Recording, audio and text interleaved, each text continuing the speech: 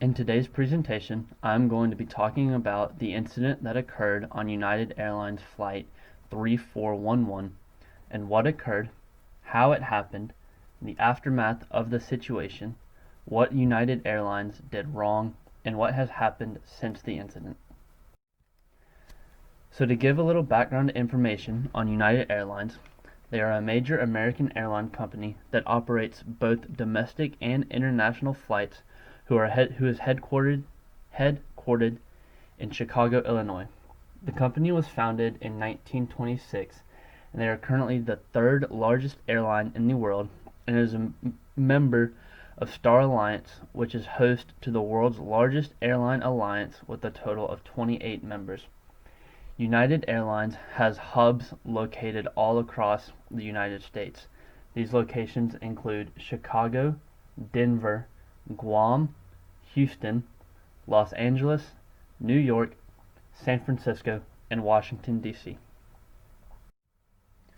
So now it's time to talk about the incident and what actually happened and how it happened.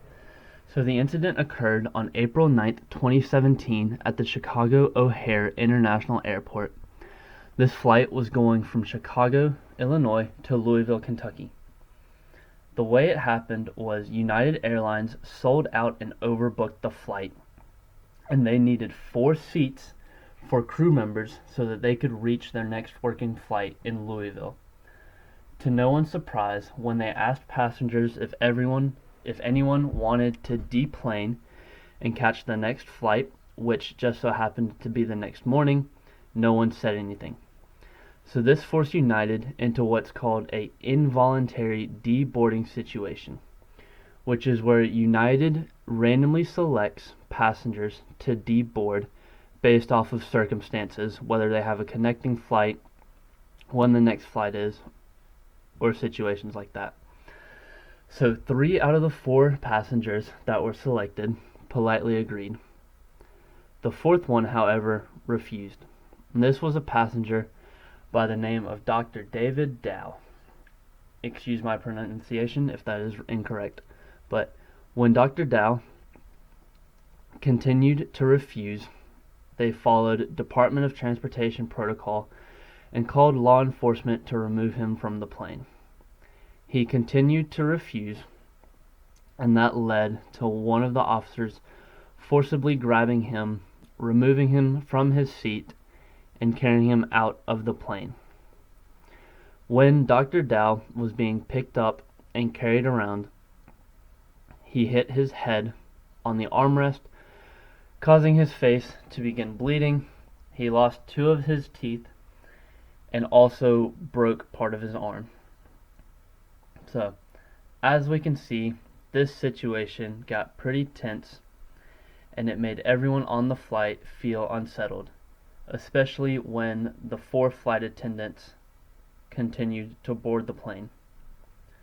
One thing's for sure, United Airlines definitely messed this up on the front end and did the wrong thing when faced with the dilemma.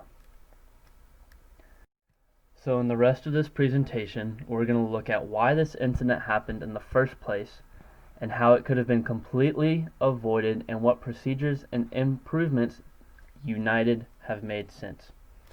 So the root issue in this situation is the fact that United Airlines is able to overbook their flights. Now, as a frequent flyer and having a little bit of knowledge of flights, it's completely understandable because on each flight there's bound to be 1 to 2 people that typically don't show up. So in most cases, an issue doesn't arise. However, in this case, one did, and I think this is one situation that United would have liked to never happen. And also, the situation should have never arisen to the point that it did.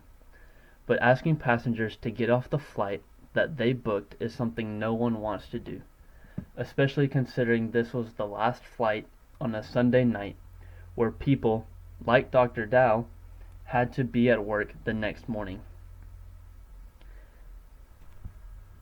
The next issue was the use of force from a security officer.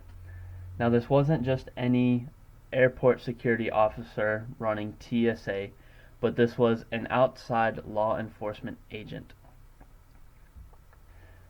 And so, as we know, the use of force in most situations usually don't tend to go well. And so this led to more commotion throughout the flight. Now, while they were following protocols and procedures put in place for an event like this, it's clear to see that it only made matters worse. So now we're going to look at where United went wrong in the aftermath of this situation. The CEO at the time, Oscar Munoz, issued a statement saying, "This is an upsetting event to all of us here at United. I apologize for having to reaccommodate these customers. Our team is moving forward with a sense of urgency to work with the authorities and conduct our own detailed review of what happened. We are also reaching out to this passenger to talk directly to him and further address and resolve this situation." From a simple overview, you can see that this is a more sincere apology, but you can also see when he said having to reaccommodate these customers, it may not have been the best wording. So he did receive a little bit of a backlash from this. He went on to say, "Our employees followed established procedures for dealing with situations like this. While I deeply regret this situation arose, I also emphatically stand behind all of you, and I want to commend you for continuing to go above and beyond to ensure we fly right." He also went on and said that Dr. Dow was being disruptive and belligerent. Now, I feel like this is something that as a CEO you should never want to do. One, because this does not show support to your passengers, and two, it would personally make me feel uncomfortable and not feel appreciated hearing this from a company's CEO. Companies are supposed to care for their customers and put them first. So as you can probably figure, United did lose some stock. They saw a decrease of people on their flights and had people boycott them, saying that they would find other airlines to fly on. It caused great uproar throughout the entire United States, so much so that the President of the United States, Donald Trump, chimed in on the situation, stating that the treatment of Dow was horrible. Munoz would later go on and testify before Congress because of the many uproars that were caused. United definitely did the wrong thing when the situation arose, and even in the months after the incident. However, there has been good change to come from this. So, since this, United and other airlines have decreased overbooking, and they have also re-examined certain policies that pertain to overbooking and customer treatment. They have increased the amount of compensation for passengers who are taken off from their originally booked flights. United has also implemented a 10-point plan that they say puts customers first. They also will no longer call outside law enforcement to remove passengers from their seats unless it is a dangerous safety matter.